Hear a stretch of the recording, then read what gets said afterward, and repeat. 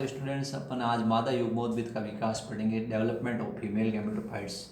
जो ये सक्रिय गुरु बीजाणु है, ये मादा युग्मोद्भिद विकास की प्रथम कोशिका होती है। सक्रिय गुरु बीजाणु फीमेल मेगास्पोर, ये जो फीमेल मेगास्पोर है ये एक्चुअल में क्या है, first cell of embryonic gamete होती है, फीमेल गैमेटोफाइट होती है। तो सक्रिय गुरु बीजाणु मादा युग्मोद्भिद विकास की प्रथम कोशिका है। ठीक है, तो आपसे पूछा जाएगा मादा युग्मोद्भिद विकास की प्रथम कोशिका का नाम क्या है, तो आपको बताना है ये प्रथम कोशिका का नाम है सक्रिय गुरु बीजाणु। सक्रिय गुरु बीजाणु कोशिका अगुणित होती हैं। ये भोज्य पदार्थ का संग्रह करती हैं और आकार में बड़ी हो जाती हैं। ये भोज्य पदार्थ का संग्रह करके आकार के अंदर बड़ी हो जाती हैं। पहले इसमें छोटी छोटी रिक्तिकाएँ बनती हैं। ये रिक्तिकाएँ आपस में संयुक्त होकर एक बड़ी रिक्तिका बना लेती हैं। ठीक है, फिर उसके पश्चात अपन देखते हैं इसका नाम हो जाता है प्राथमिक भ्रूण कोश मात्र कोशिका। प्राथमिक भ्रूण कोश मात्र कोशिका, ये प्राथमिक भ्रूण कोश मात्र कोशिका का निर्माण हो गया है। तो इस प्रकार आपको बताना है। हाँ तो बच्चों, अपन मादा युग्मोद्भिद का विकास का अध्ययन कर रहे थे। सक्रिय गुरु बीजाणु मादा युग्मोद्भिद विकास की प्रथम कोशिका है। अब अपन देखेंगे ये सक्रिय गुरु बीजाणु है, ये भोज्य पदार्थ का संग्रह करेगी और आकार में थोड़ी बड़ी हो जाएगी। इसमें छोटी छोटी रिक्तिकाएँ बनेगी, फिर बड़ी रिक्तिका बनेगी। इसको अपन कहते हैं प्राथमिक भ्रूणकोश मात्र कोशिका। ये जो प्राथमिक भ्रूणकोश मात्र कोशिका है, इसका जो केंद्रक है उसका प्रथम विभाजन होगा, प्रथम समसूत्री विभाजन होगा और दो केंद्रक बनेंगे। दोनों केंद्रक ध्रुवों की ओर जाएंगे। ये दो केंद्रक बने और दोनों केंद्रक ध्रुवों की ओर चले जाएंगे। तो प्रथम समसूत्री विभाजन हुआ है किसका, इसमें जो प्राथमिक भ्रूणकोश मात्र कोशिका है उसमें जो केंद्रक है, इस केंद्रक का विभाजन हुआ और केंद्रक के विभाजन से दो केंद्रक बने। ये दोनों केंद्रक ध्रुवों की ओर चले जाते हैं। उसके पश्चात फिर विभाजन होता है दूसरा और चार केंद्रक बनते हैं, दोनों ध्रुवों पर दो दो केंद्रक। फिर विभाजन होता है तीसरा, समसूत्री विभाजन है तीनों, और दोनों ध्रुवों पर चार चार केंद्रक बन जाते हैं। इस प्रकार इसमें केंद्रक का विभाजन हुआ है। इसके पश्चात दोनों ध्रुवों पर जो एक एक केंद्रक है वो मध्य की ओर गमन करते हैं, यानी दोनों ध्रुवीय केंद्रक मध्य की ओर गमन करते हैं। इस प्रकार दोनों ध्रुवों पर अब तीन तीन केंद्रक ही बचते हैं, एक एक केंद्रक मध्य की ओर गमन करता है। इस प्रकार ये दो ध्रुवीय केंद्रक मध्य में आ जाते हैं। अब इनके चारों तरफ कोशिका द्रव्य इकट्ठा होता है और इनके चारों तरफ भित्ति का निर्माण होता है। इनके चारों तरफ भित्ति का निर्माण होगा, थोड़ा थोड़ा कोशिका द्रव्य इकट्ठा होगा और इनके चारों तरफ भित्ति का निर्माण होना शुरू हो जाएगा। इस प्रकार इसमें कोशिकाओं का निर्माण हो गया है। तो आप देखेंगे कि इसके बीचों बीच में एक कोशिका बनेगी। इस कोशिका का नाम होगा द्वितीयक केंद्रक, द्विगुणित द्वितीयक केंद्रक, द्विगुणित द्वितीयक केंद्रक। ये द्विगुणित है क्योंकि इसका निर्माण दो ध्रुवीय केंद्रकों को मिलने से हुआ है। और जो ये निभाग है इसकी तरफ तीन कोशिकाएं बनती हैं, इनका नाम होता है। इस प्रकार ये निभाग पर जो तीन कोशिकाएं हैं ये प्रतिमुखी कोशिकाएं हैं, तीनों अगुणित होती हैं। बीचों बीच में एक द्विगुणित द्वितीयक केंद्रक बनता है जो कि द्विगुणित होता है। इसका निर्माण दो ध्रुवीय केंद्रकों के मिलने से हुआ है। और इस तरफ ये तीन कोशिकाएं हैं, इनको अंड समुच्चय कहते हैं। इसमें दो सहायक कोशिकाएं, दो कोशिकाओं का नाम क्या है जो आपको ब्लू कलर की दिख रही है, दोनों सहायक कोशिका हैं।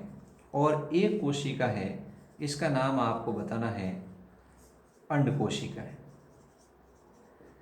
ये जो भ्रूण कोश, अब इसको ये जो बड़े आकार की संरचना बनी है इसका नाम होता है सक्रिय भ्रूण कोश। ये बन गया है सक्रिय भ्रूण कोश। तो इस प्रकार आपने देखा कि मादा युग्मोद्भिद भी कहते हैं, इस सक्रिय भ्रूण कोश का एक और नाम होता है, इसी को अपन मादा युग्मोद्भिद के नाम से जानते हैं।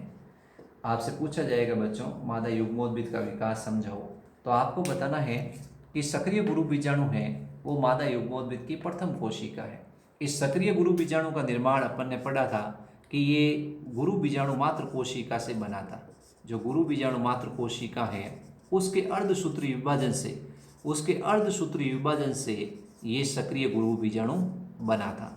फिर उसके बाद ये गुरु बीजाणु भोजन का संग्रह, ये जो सक्रिय गुरु बीजाणु ये भोज्य पदार्थों का संग्रह करता है और आकार में बड़ा हो जाता है। फिर इसके पश्चात इसमें जो केंद्रक है, जैसे ही ये सक्रिय गुरु बीजाणु आकार में बड़ा होता है, अब इसको सक्रिय गुरु बीजाणु नहीं कह के प्राथमिक भ्रूणपोष मात्र कोशिका के नाम से जानते हैं। इसमें जो ये केंद्रक दिख रहा है, इस केंद्रक का 3 बार समसूत्री विभाजन होता है। ये सबसे इंपॉर्टेंट क्वेश्चन है कि इसमें केंद्रक का कितनी बार समसूत्री विभाजन होता है, पहला, दूसरा और तीसरा, 3 बार इसमें समसूत्री विभाजन हुआ है। पहली बार समसूत्री विभाजन से 2 केंद्रक बने हैं, दोनों केंद्रक विपरीत ध्रुवों की ओर गति करते हैं। फिर उसके पश्चात दूसरा समसूत्री विभाजन होता है, प्रत्येक ध्रुव पर 2-2 केंद्रक हो जाते हैं। फिर तीसरा समसूत्री विभाजन होता है और प्रत्येक ध्रुव पर 4-4 केंद्रक बन जाते हैं। 2 के विभाजन से 4 बनेंगे। इस प्रकार जो ध्रुव पर स्थित ध्रुवीय केंद्रक है, जो पोलर न्यूक्लियाई है, वो मध्य की ओर गति करते हैं और मध्य पर आकर इसके पश्चात मध्य में दोनों केंद्रक आ जाते हैं। अब इसके चारों तरफ धीरे धीरे इन कोश केंद्रक के चारों तरफ धीरे धीरे कोशिका द्रव्य इकट्ठा होता है और कोशिका द्रव्य इकट्ठा होने के पश्चात इनके चारों तरफ कोशिका भित्ति का निर्माण होता है। इस प्रकार इसमें 7 कोशिका और 8 केंद्रक आपको दिखाई दे रहे हैं। इसमें 7 कोशिकाएं दिखाई दे रही हैं। 3 कोशिकाएं हैं प्रतिमुखी कोशिका, 3 कोशिकाएं हैं अंड समुच्चय और 1 कोशिका है जिसको अपन द्विगुणित द्वितीयक केंद्र के नाम से या सेंट्रल सेल के नाम से, केंद्रीय कोशिका के नाम से जानते हैं। तो आपको पूछा जाएगा कि इस प्रकार का भ्रूणकोश जो बना है ये क्या है, आप बताओगे मादा युग्मोद्भिद है। और इस प्रकार के भ्रूणकोश को पॉलीगैमोनम प्रकार का भ्रूणकोश भी कहते हैं। तो इसमें बहुत सारे छोटे छोटे सवाल बनते हैं। सबसे पहला सवाल बनता है कि इसमें केंद्रक का कितनी बार समसूत्री विभाजन होता है, 3 बार। दूसरा सवाल बनता है निभाग की ओर 3 कोशिकाओं के नाम क्या है, प्रतिमुखी। और बीजांड द्वार की ओर जो 3 कोशिकाएं हैं उनका नाम क्या है, अंड समुच्चय। मध्य में जो एक द्विगुणित द्वितीयक केंद्रक है वो क्या है, वो 2 ध्रुवीय केंद्रकों युक्त हैं। तो इसमें कितनी कोशिका है, 7। केंद्रक कितने हैं, 8। तो इसमें केंद्रक की संख्या 8 होती है। 2 केंद्रक किसमें है, द्विगुणित द्वितीयक केंद्रक में। फिर उसके बाद वो सदित हो जाती हैं। तो ये कोशिका द्विगुणित है, शेष सभी कोशिकाएं आपको बताना है अगुणित हैं। थैंक यू बच्चों, आपको ये मादा युग्मोद्भिद का विकास समझ में आ गया होगा। आप इसको सॉर्ट आउट कर लो और मैं आप कहोगे यूट्यूब पे मैं यूट्यूब या मेरे व्हाट्सएप नंबर से आपको सेंड कर दूंगा इसके नोट्स PDF। तो इस प्रकार बच्चों आप इस चैनल को, मेरे चैनल को सब्सक्राइब और लाइक करें और ज़्यादा से ज़्यादा अपने दोस्तों को शेयर करें। आपको ये मादा युग्मोद्भिद का विकास अच्छी तरह समझ में आ गया होगा। आपने चाहे तो कमेंट बॉक्स में कमेंट भी कर सकते हैं कि आपको मेरा वीडियो कैसा लगा। और आप ये भी बोल सकते हैं सर आप ज़्यादा वीडियो बनाओ आप, और कौन से चैप्टर के आपको वीडियो चाहिए वो भी आप मुझे ज़्यादा से ज़्यादा बोलने की अपने कमेंट बॉक्स में रिप्लाई कर सकते हैं, मेरे कमेंट बॉक्स में। Thank you. Please like and subscribe जरूर करें, सब्सक्राइब करना ना भूलें। जैसे ही मैं नया वीडियो अपलोड करूँगा आपको सामने मेरा नया वीडियो तुरंत आ जाएगा यूट्यूब नोटिफिकेशन के माध्यम से। Thank you.